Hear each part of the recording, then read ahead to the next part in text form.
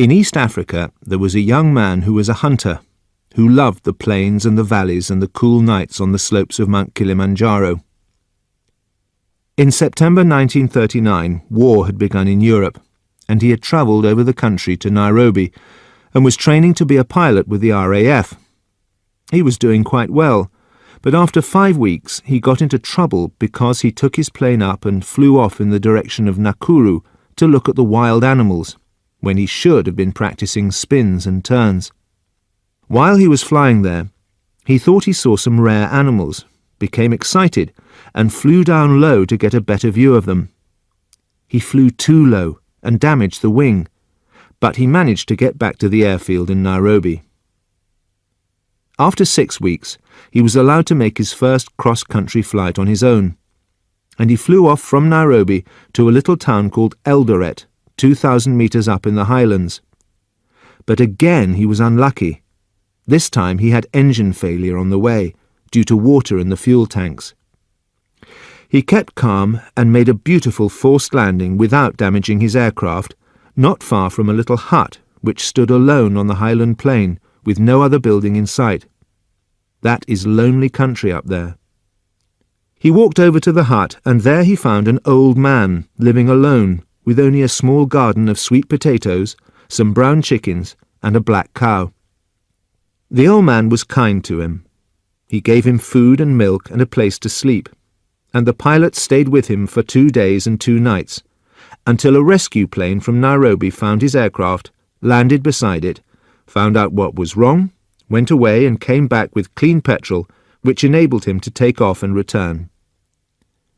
But during his stay, the old man, who was lonely and had seen no one for many months, was glad of his company and of the opportunity to talk. He talked a lot, and the pilot listened. He talked of his lonely life, of the lions that came in the night, and of the elephant that lived over the hill in the west, of the heat of the days, and of the silence that came with the cold at midnight. On the second night he talked about himself. He told a long, strange story, and as he told it, it seemed to the pilot that the old man was lifting a great weight off his shoulders by telling it. When he had finished, he said that he had never told that to anyone before, and that he would never tell it to anyone again. But the story was so strange that the pilot wrote it down as soon as he got back to Nairobi. He wrote it in his own words, although he had never written a story before. Of course, he made mistakes because he didn't know any of the tricks that writers use. But when he had finished writing, he left a rare and powerful story. We found the story in his suitcase 2 weeks later, when we were packing his things after he had been killed in training.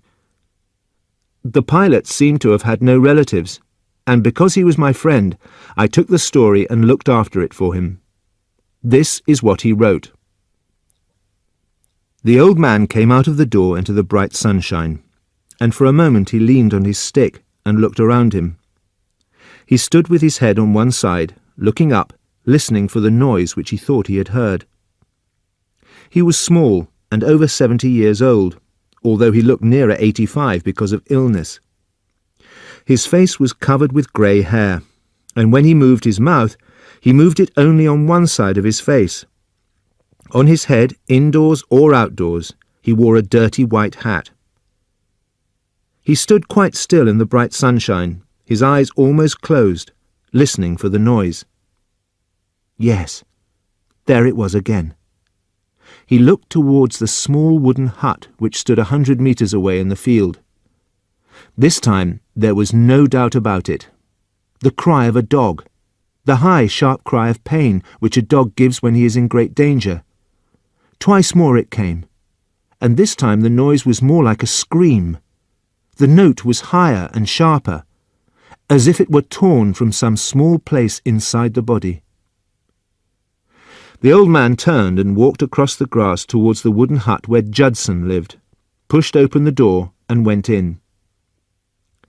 The small white dog was lying on the floor, and Judson was standing over it, his legs apart, his black hair falling all over his long red face, sweating through his dirty white shirt. His mouth hung open in a strange, lifeless way, as if his jaw were too heavy for him, and there was spit down the middle of his chin. He stood there, looking at the small white dog which was lying on the floor, and with one hand he was slowly twisting his left ear. In the other hand he held a heavy wooden stick. The old man ignored Judson and went down on his knees beside his dog and gently moved his thin hands over its body. The dog lay still, looking up at him with sad eyes. Judson did not move. He was watching the dog and the man. Slowly the old man got up, rising with difficulty, holding the top of his stick with both hands and pulling himself to his feet.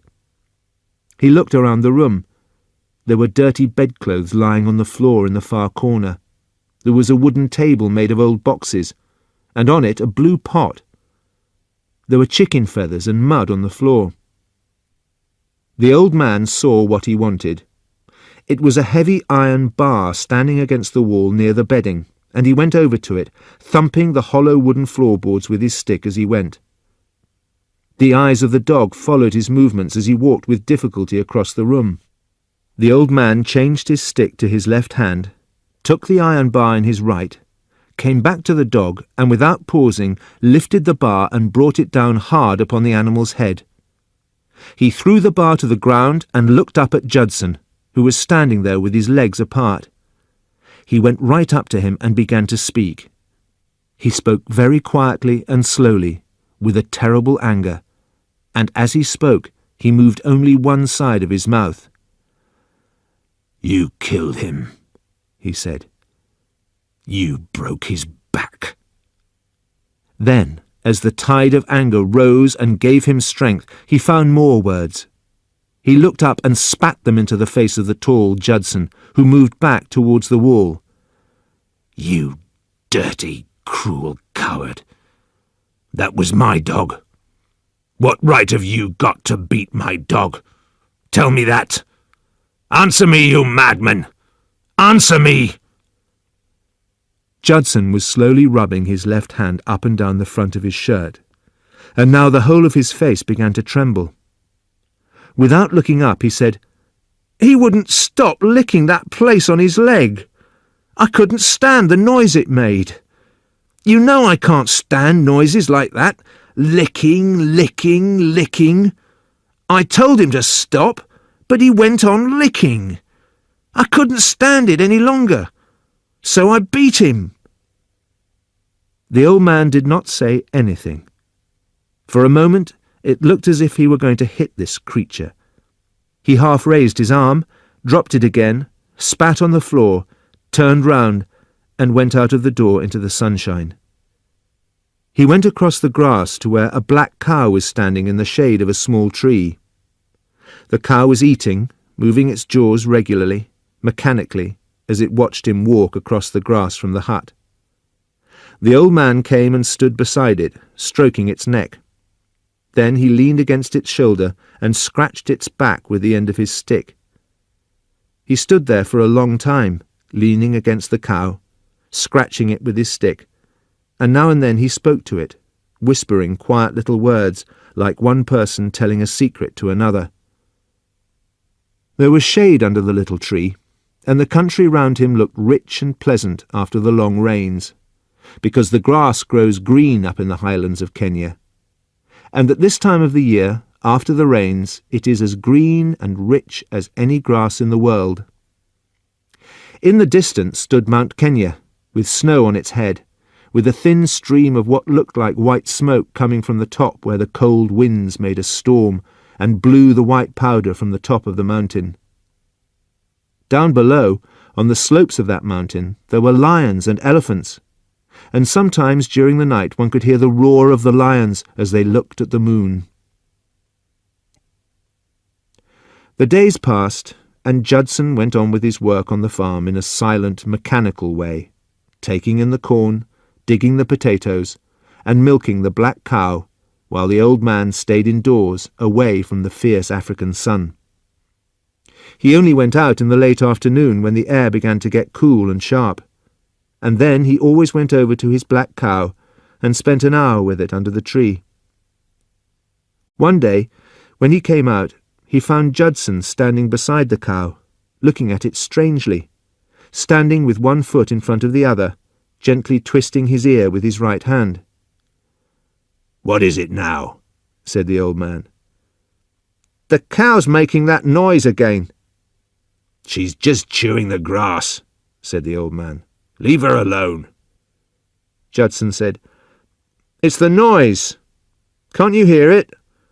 It sounds as if she's chewing stones, but she isn't. Listen to her. The noise goes right into my head." "Get out," said the old man. "Get out of my sight." At dawn the old man sat, as he always did, looking out of his window, watching Judson come across from his hut to milk the cow. He saw him coming sleepily across the field, talking to himself as he walked, dragging his feet, leaving long dark green marks across the wet grass, and carrying the petrol can which he used for the milk. The sun was coming up and making long shadows behind the man, the cow, and the small tree. The old man saw Judson put the can down, and he saw him fetch a box from beside the tree and settle himself on it, ready for the milking. He saw him suddenly kneeling down, feeling under the cow with his hands. And at the same time, the old man noticed that the animal had no milk. He saw Judson get up and come walking fast towards the hut. He came and stood under the window where the old man was sitting and looked up. "The cow's got no milk," he said. The old man leaned through the open window, placing both his hands on the sill. "You dirty thief! You've stolen it." "I didn't take it," said Judson. "I've been asleep." "You stole it." The old man was leaning further out of the window, speaking quietly with one side of his mouth. "I'll beat you for this," he said. Judson said, "Someone stole it in the night. Perhaps it was a native. Or maybe the cow's sick." It seemed to the old man that he was telling the truth. "We'll see," he said, "if there's any milk this evening. Now, get out of my sight." By evening the cow was full, and the old man watched Judson take good thick milk from her. The next morning she was empty. In the evening she was full. On the third morning she was empty again. On the third night the old man went to watch. As soon as it began to get dark, he positioned himself at the open window with an old gun lying on his lap, waiting for the thief who came and milked his cow in the night. At first it was dark, and he could not even see the cow. But soon a 3/4 moon came over the hills, and it became light, almost as if it were daytime. But it was bitterly cold, because the highlands are 2,000 metres up, and the old man pulled his brown blanket closer around his shoulders. He could see the cow well now, just as well as in daylight, and the little tree threw a shadow across the grass, since the moon was behind it. All through the night the old man sat there watching the cow, and except when he got up and went back into the room to fetch another blanket, his eyes never left her. The cow stood calmly under the small tree, chewing and staring at the moon. An hour before dawn she was full. The old man could see it. He had been watching it the whole time. And although he had not seen the movement of the swelling, all the time he had been conscious of the filling as the milk came down. The moon was now low, but the light had not gone. He could see the cow and the little tree and the greenness of the grass around the cow. Suddenly he moved his head quickly. He heard something. Surely that was a noise he heard. Yes, there it was again, right under the window where he was sitting. Quickly he pulled himself up and looked over the sill to the ground. Then he saw it. A large black snake, a mamba, nearly 3 meters long and as thick as a man's arm, was sliding towards the cow. Its small head was raised slightly off the ground, and the movement of its body against the wetness made a sound like gas escaping from a jet. He raised his gun to shoot. Almost at once he lowered it again. He didn't know why. and he sat there not moving, watching the mamba as it approached the cow, listening to the noise it made as it went, watching it come up close to the cow and waiting for it to strike. But it did not strike. It lifted its head and for a moment let it move gently from side to side. Then it raised the front part of its black body into the air under the cow and began to drink from her. The cow did not move. There was no noise anywhere, and the body of the mamba curved gracefully up from the ground and hung under the cow. The black snake and the black cow were clearly visible out there in the moonlight. For half an hour the old man watched the mamba taking the milk of the cow. He saw the gentle movement of the snake's body as it sucked at the liquid until at last there was no milk left. Then the mamba lowered itself to the ground and slid back through the grass in the direction from which it had come. Again it made a soft noise as it went, and again it passed underneath the window where the old man was sitting, leaving a thin dark mark in the wet grass where it had gone.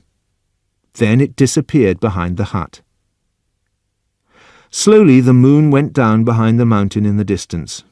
Almost at the same time the sun rose in the east, and Judson came out of his hut with the petrol can in his hand, walking sleepily towards the cow, dragging his feet in the wet grass as he went. The old man watched him coming and waited. Judson bent down and felt the underneath of the cow, and as he did so, the old man shouted at him. Judson jumped at the sound of the old man's voice. "It's gone again," said the old man. Judson said, "Yes, the cow's empty." "I think," said the old man slowly, "that it was a native boy. I was sleeping a bit, and only woke up as he was leaving. I couldn't shoot because the cow was in the way. I'll wait for him tonight. I'll get him tonight," he added.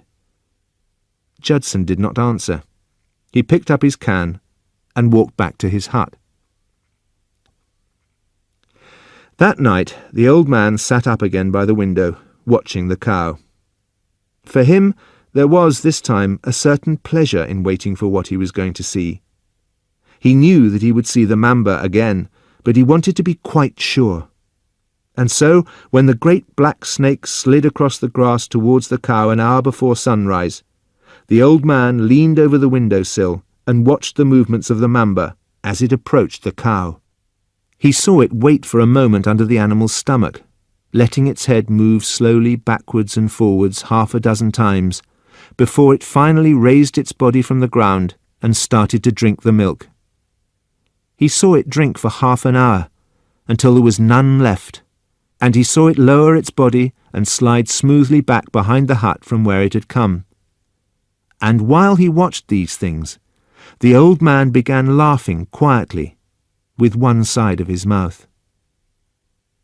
Then the sun rose up behind the hills, and Judson came out of his hut with the petrol can in his hand. But this time he went straight to the window of the hut where the old man was sitting, wrapped up in his blankets. "What happened?" said Judson. The old man looked down at him from the window. "Nothing," he said. "Nothing happened. I fell asleep again, and the native came and took the milk. Listen, Judson," he added, "we have to catch this boy. Otherwise you won't have enough milk. We've got to catch him. I can't shoot because he's too clever. The cow's always in the way. You'll have to get him." "Me get him? How?" The old man spoke very slowly. "I think," he said, "I think you must hide beside the cow. That is the only way you can catch him." Judson was scratching his head with his left hand. "Today you will dig a shallow hole beside the cow. If you lie in it, and if I cover you over with cut grass, the thief won't notice until he's beside you." "He may have a knife," Judson said. "No, he won't have a knife. You take your stick, that's all you'll need." Judson said, "Yes, I'll take my stick. When he comes, I'll jump up and beat him with my stick." Then suddenly he seemed to remember something. "What about the noise the cow makes when she's chewing?" he said. "I couldn't stand that noise all night." He began twisting at his left ear with his hand. "You'll do as I tell you," said the old man.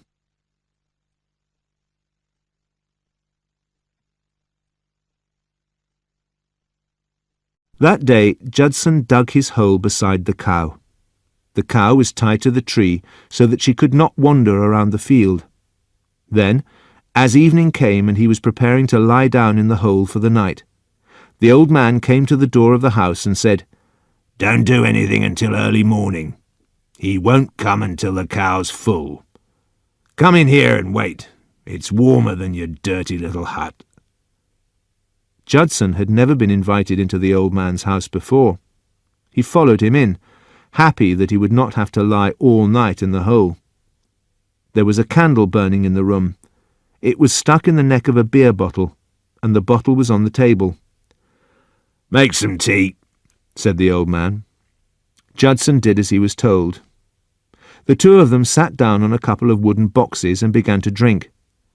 The old man drank his tea hot and made loud sucking noises as he drank. Judson kept blowing on his tea, drinking cautiously and watching the old man over the top of his cup. The old man kept sucking at his tea until suddenly Judson said, "Stop." He said it quietly, and as he said it the corners of his eyes and mouth began to tremble. "What?" said the old man. Judson said, "That noise, that sucking noise you're making." The old man put down his cup and looked at the other quietly for a few moments. Then he said, "How many dogs have you killed, Judson?" There was no answer. "I said how many? How many dogs, Judson?" the old man shouted. Then quietly and very slowly, like someone to a child, he said, "In all your life, how many dogs have you killed?" Judson said, "Why should I tell you?"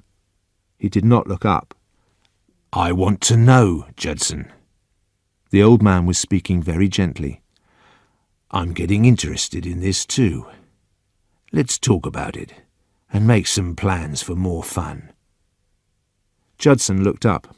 A ball of spit rolled down his chin, hung for a moment in the air, and fell to the floor. "I only kill them because of their noise." "How often have you done it? I'd love to know how often." "Lots of times, long ago." "How? Tell me how you used to do it. What way did you like best?" No answer. "Tell me, Judson. I'd love to know." "I don't see why I should tell you. It's a secret." "I won't tell. I swear I won't tell." "Well, if you promise."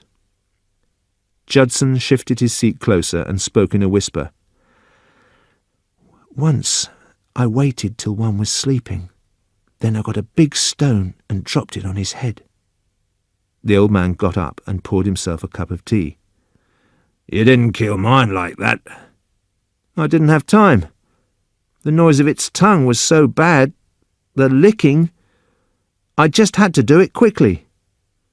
"You didn't even kill him." "I stopped the licking." The old man went over to the door and looked out. It was dark. The moon had not yet risen, but the night was clear and cold with many stars. In the east there was a little paleness in the sky, and as he watched, the paleness grew and it changed into brightness. Slowly the moon rose over the hills. The old man turned and said, "You better get ready. You never know. He might come early tonight." Judson got up, and the two of them went outside. Judson lay down in the shallow hole beside the cow, and the old man covered him with grass so that only his hand showed above the ground. "I'll be watching too," he said, "from the window. If I give a shout, jump up and catch him." He went back to the hut, went upstairs, wrapped himself in blankets, and took up his position by the window. It was early still. The moon was nearly full, and it was rising. It shone on the snow on top of Mount Kenya. After an hour, the old man shouted out of the window. "Are you still awake, Judson?" "Yes," he answered. "I'm awake." "Don't go to sleep," said the old man. "Whatever you do, don't go to sleep." "The cow's making that noise all the time," said Judson. "Good, and I'll shoot you if you get up now," said the old man. "You'll shoot me?" "I said I'll shoot you if you get up now." A gentle noise came from where Judson lay, a strange sound as if a child were trying not to cry, and in the middle of it, Judson's voice. "I've got to move! Please let me move! This chewing!" "If you get up," said the old man, "I'll shoot you in the stomach." For another hour or so the crying continued. Then, quite suddenly, it stopped. Just before 4 o'clock it began to get very cold, and the old man shouted, "Are you cold out there, Judson? Are you cold?" "Yes," came the answer. "So cold. But I don't mind because the cow's not chewing any more. She's asleep." The old man said, "What are you going to do with the thief when you catch him?" "I don't know." "Will you kill him?" A pause. "I don't know. I'll just grab him." "I'll watch," said the old man. "It should be fun." He was leaning out of the window with his arms resting on the sill. Then he heard the soft noise under the window, looked out and saw the black mamba sliding through the grass towards the cow, going fast and holding its head just a little above the ground as it went. When the mamba was 5 meters away, the old man shouted, "Here he comes, Judson! Here he comes! Go and get him!" Judson lifted his head quickly and looked up. As he did so, he saw the mamba, and the mamba saw him. There was a second, or perhaps two, when the snake stopped, pulled its head back, and raised the front part of its body in the air. Then the stroke. Just a flash of black and a slight thump as it hit him in the chest. Judson screamed, a long, high scream which did not rise or fall but remained constant until gradually it faded into nothingness, and there was silence. Now he was standing up, tearing open his shirt, feeling for the place in his chest, crying quietly and breathing hard with his mouth wide open. And the old man sat quietly at the open window, leaning forward and never taking his eyes away from the scene below. Everything happens very quickly when one is bitten by a snake, by a black mamba, and almost at once the poison began to work. He fell to the ground where he lay on his back, rolling around on the grass. He no longer made any noise. It was all very quiet, as if a man of great strength were fighting with someone whom one could not see. And it was as if this invisible person were twisting him and not letting him get up, stretching his arms through the fork of his legs and pushing his knees up under his chin. Then he began pulling up the grass with his hands, and soon after that he lay on his back, kicking gently with his legs. But he didn't last very long. He gave a quick shake, twisted his back, then lay on the ground quite still, lying on his stomach with his right knee underneath his chest and his hands stretched out above his head. Still the old man sat by the window, and even after it was all over, he stayed where he was and did not move. There was a movement in the shadow under the little tree, and the mamba came forward slowly towards the cow. It came forward a little, stopped, raised its head, waited, and slid forward again right under the stomach of the cow. It raised itself into the air and began to drink. The old man sat watching the mamba taking the milk of the cow, and once again he saw the gentle movement of its body as it sucked out the liquid. While the snake was still drinking, the old man got up and moved away from the window. "You can have his share," he said quietly. "We don't mind you having his share." And as he spoke, he glanced back and saw again the black body of the mamba curving upwards from the ground, joining the underneath of the cow. "Yes," he said again, "we don't mind you having his share."